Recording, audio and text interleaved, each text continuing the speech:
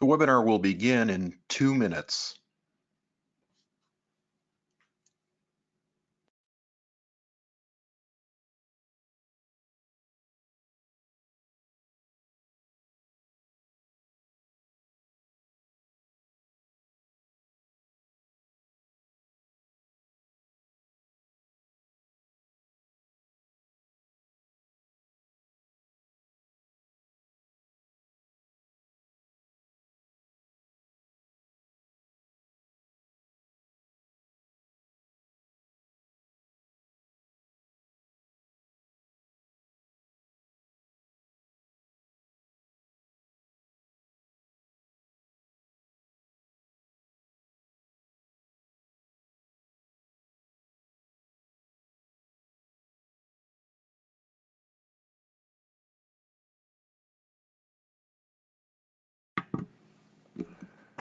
The webinar will begin in 1 minute.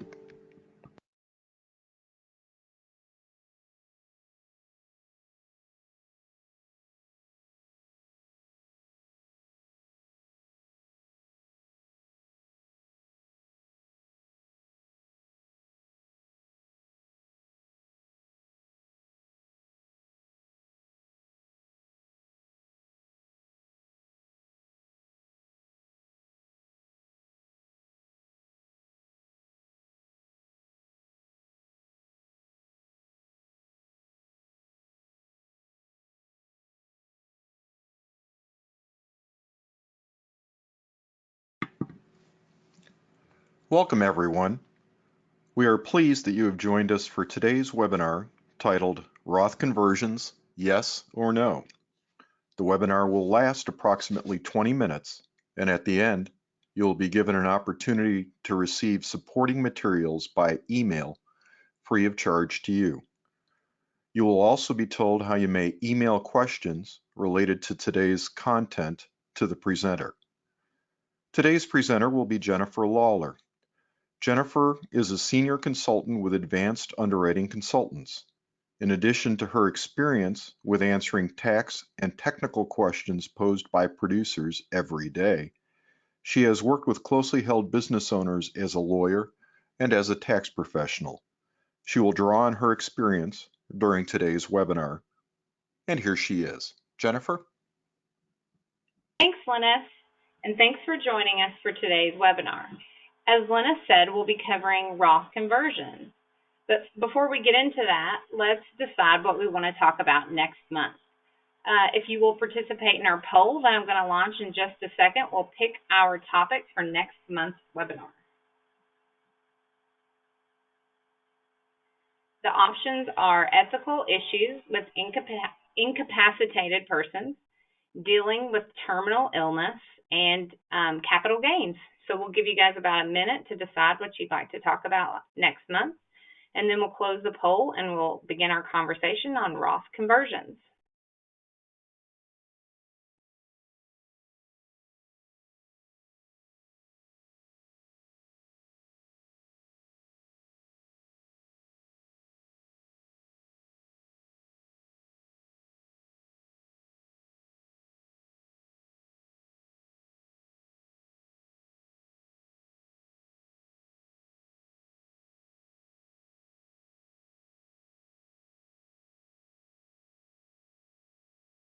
All right, we'll give you about 10 more seconds to vote. If you haven't done so, please go ahead and do it now.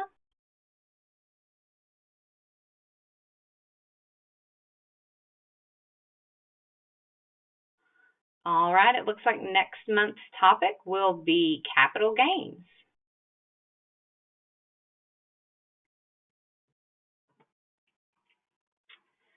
We here at Advanced Underwriting Consultants are asked about Roth conversions on a pretty regular basis. We're also regularly asked about when it makes the most sense for a client to perform a Roth conversion. And as any good attorney will tell you, it depends. There is no one-size-fits-all approach to Roth conversions. Each individual circumstance is different, and each individual circumstance will dictate the conversation around when and if Roth conversions are a good idea. In this webinar, we'll discuss some of the things that should be considered before completing a Roth conversion. We're all pretty familiar with traditional IRAs. They've been around since the mid-70s and are one of the most popular retirement vehicles around. Traditional IRAs allow taxpayers to save on a tax-favored basis, meaning that the money in the account is allowed to grow tax-deferred and is only taxable upon distribution. In order to contribute to a traditional IRA, the taxpayer must have earned income, and they cannot have reached the year in which they turn 70 and a half or later. If the taxpayer has a plan at work, if the taxpayer does not have a plan at work and neither does their spouse, any contribution to a traditional IRA is deductible. If the taxpayer does have a plan at work, or if their spouse has a plan at work, deductibility of contributions depends on income. In 2019, taxpayers can contribute up to $6,000 to their traditional IRA, and they can contribute an extra $1,000 if they are age 50 or older. Traditional IRAs grow tax-deferred, like I mentioned, and the amounts are generally taxable when distributed.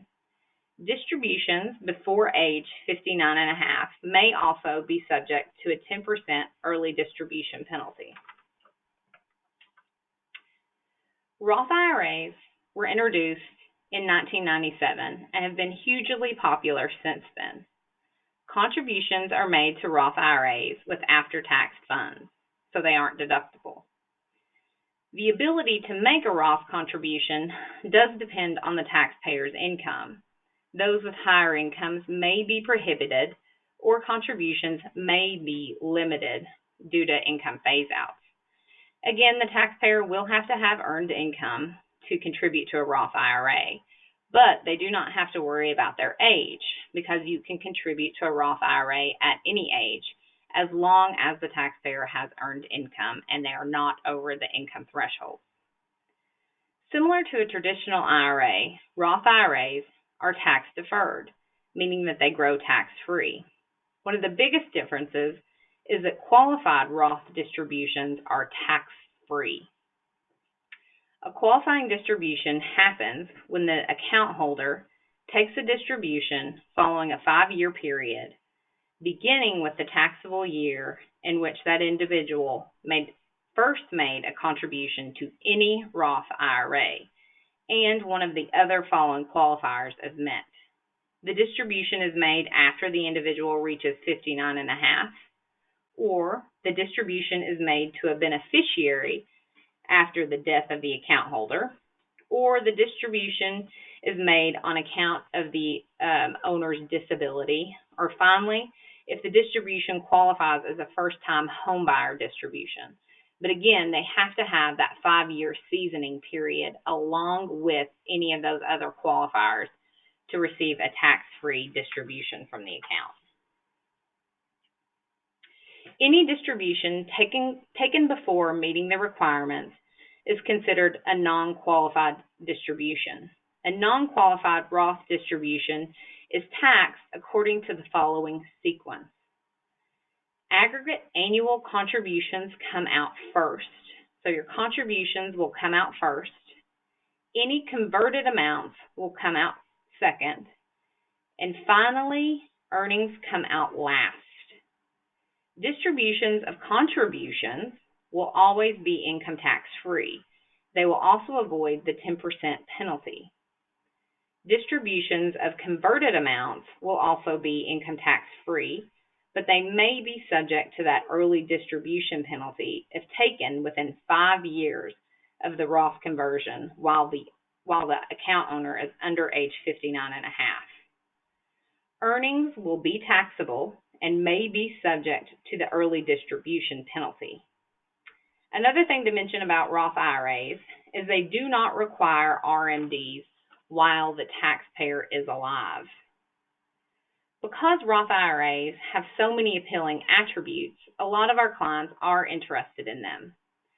For those that have traditional IRAs or qualified plan money, one of the ways to fund a Roth IRA is by performing a Roth conversion. When the taxpayer performs a conversion, the amount of pre-tax money converted is included in the taxpayer's income for the year of conversion. This will include contributions as well as earnings. A conversion can be completed in a few different ways: by a trustee-to-trustee transfer or by a 60-day rollover into a Roth IRA. It's also worth noting that while the converted amounts are included in the taxpayer's income, the converted monies are not subject to the 10% early distribution penalty, the way that an early distribution would be. So why might a taxpayer consider converting pre-tax monies, such as those in a traditional IRA, to a Roth IRA? Conversions to a Roth IRA may make sense in the following situations: when the account is expected to grow substantially and the taxpayer would rather pay federal income taxes at current historically low income tax rates on the current lower account balance instead of on the expected future larger account balance. It may also make sense when the client expects that the post-retirement federal income tax bracket will be higher than their current income tax bracket. It also may make sense when the client expects to live for a long time after conversion and does not want to take RMDs from the account. It's also important to consider whether or not the client has enough non-IRA cash to pay the taxes on the conversion. If other assets have to be liquidated to pay the tax on the conversion, the liability associated with that liquidation should also be part of the conversation as to whether or not a conversion makes sense. Talking about an example might better illustrate these concepts. Let's say we have a 50-year-old physician. He's been pretty successful, and he has a traditional IRA with $100,000 in it. If all of these funds are pre-tax money, all of the funds will be pre-tax money, and we'll say that Melvin is in the 35% income tax bracket. Melvin really thinks that his IRA will grow at a rate of 7.2%, roughly doubling in value every 10 years. When Melvin reaches age 70, assuming he makes no further contributions to the IRA, it would be worth $800,000. Since the account is all pre-tax monies, everything he takes from the account will be taxable. If he were to take a lump sum distribution of the $800,000 at age 70, and he remained in the 35% bracket, he would have to pay around $280,000 in taxes on the lump sum distribution, making his net after tax amount from the account $520,000. On the other hand, if Melvin were to decide to convert the $100,000 IRA now, and we make the same assumptions about growth, at age 70, Melvin will have an account worth $800,000 that he could access tax-free. How much would that cost Melvin today? Melvin must be prepared to pay $35,000 out of pocket for the tax liability in 2019 associated with the conversion. And again, that's because he's in the 35% bracket and he's converting $100,000. Does it make economic sense for Melvin to convert? Maybe. But it's also worth mentioning that clients need to consider how much a conversion might affect other things in their life, such as Medicare premiums. Medicare premiums are based on income. Those with higher incomes pay higher premiums. Because Roth conversions are included in income, they can inflate income and then inflate Medicare premiums. While this won't be a factor for Melvin because he's only 40, it may be a factor for some of our older clients that are getting closer to Medicare age. So it's definitely a factor that needs to be considered when deciding whether or not a Roth conversion makes sense. Back to our example. If Melvin keeps all the money in a traditional IRA and draws the lump sum at age 70, like we said, he'll net $520,000 after paying the taxes on the distribution. And again, that's assuming he stays in the same 35% bracket. But if Melvin converts, he'll net $800,000 at age 70 because he'll have a tax-free distribution. But like we said, the conversion will cost Melvin $35,000 in out-of-pocket today, so that he can get that tax-free distribution of $800,000 in the future.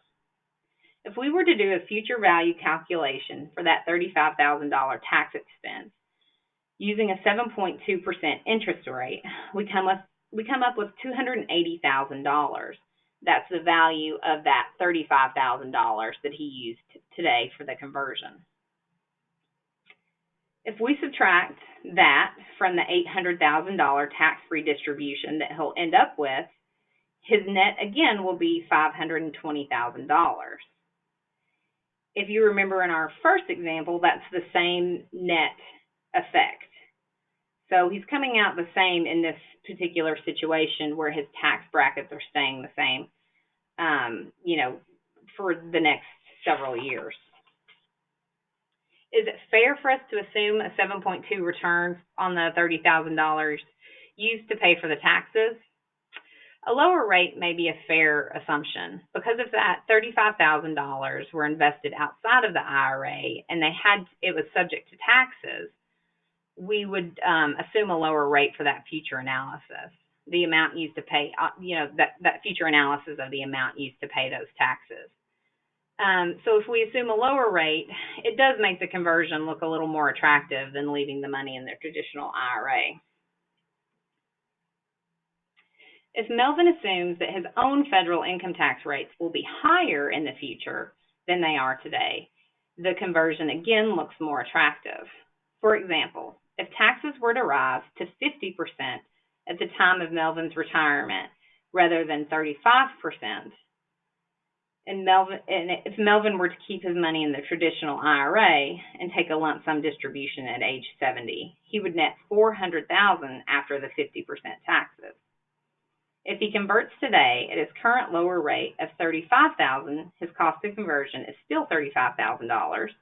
And after we adjust the account for that future present value of that $35,000 cost, Melvin's account is still worth $520,000 after the Roth conversion. So $520,000 in the future.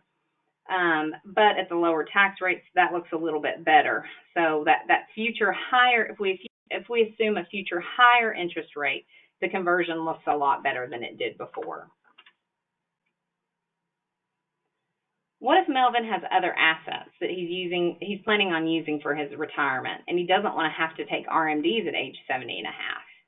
If Melvin keeps the money in a traditional IRA, he'll be required to take distributions every year, whether he wants to or not, and whether he needs the money or not. And because they're coming from a pre-tax account, he'll have to pay taxes on these distributions. However, if Melvin converts to a Roth IRA, he will never have to take RMDs from the account during his lifetime. The extra ability to defer distributions until after Melvin's death, maintaining tax-free or tax-deferred growth and tax-free access to the Roth IRA value may tip his decision in favor of the Roth conversion. There's another limited situation in which it may make sense for a taxpayer to consider a more limited Roth conversion. This is sometimes referred to as the backdoor Roth. Say we have a single taxpayer at age 52 and he's making $500,000 a year of adjusted gross income in 2019.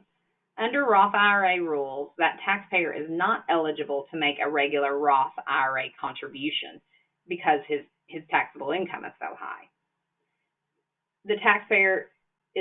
However, the taxpayer is eligible to make a non-deductible traditional IRA contribution.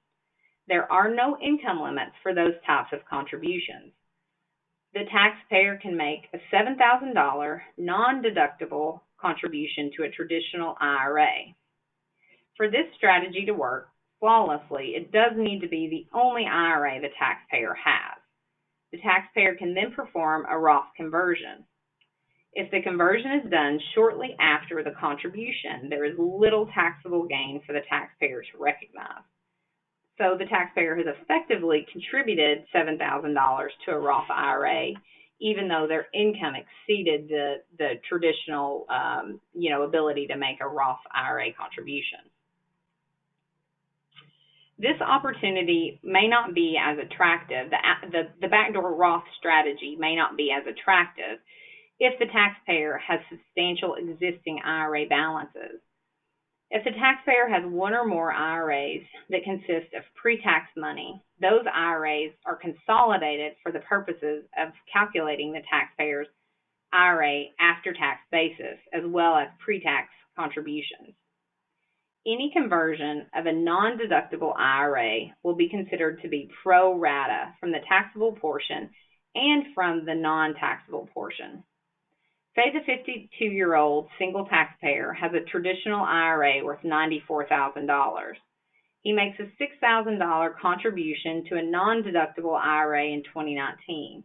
The taxpayer then converts the non-deductible IRA to a Roth IRA. Then he's going to get a surprise in the mail from the IRS because the IRS considers the converted funds to come from both accounts, not just the non-deductible IRA he created. Based on the numbers in the example, only 6% of the conversion will be tax-free.